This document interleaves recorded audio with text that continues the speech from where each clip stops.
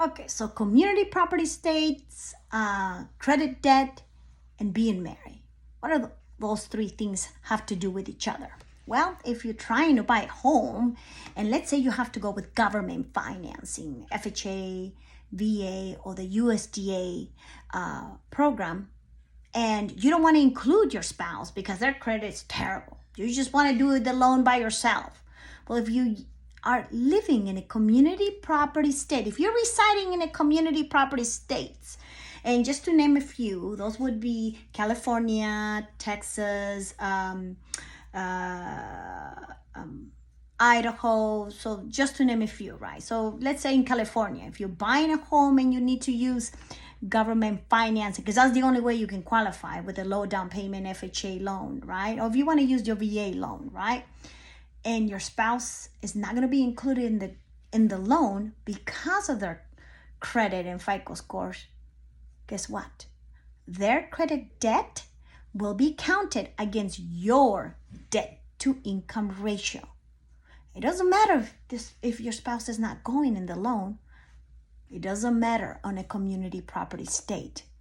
Their monthly debt will be counted against your debt to income ratio, not the FICO, the debt, the monthly payments will be counted against you. And why? Well, because in a community property state, a lien can be placed on the property even though the non-borrowing spouse, the spouse that is not going on the loan, right? Even if, let's say, if your spouse gets a lien against them or a judgment, and they can put a lien on the property, they're going to do it. Even if the spouse was not in the loan and you bought the house while you were married, right? So just remember, community property states, your non-borrowing spouse, the spouse that you're not adding in the loan, their debt will be counted against you if you are using FHA or VA or USDA financing. Now, how do you combat that? Well, if the debt wasn't obtained during the marriage, there's nothing you can do about that.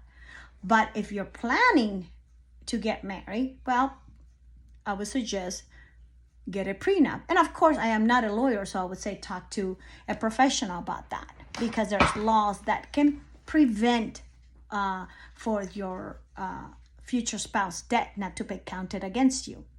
Other than that, if your spouse is not going in the loan, their debt will be counted against you when you're trying to buy a home on a community property state.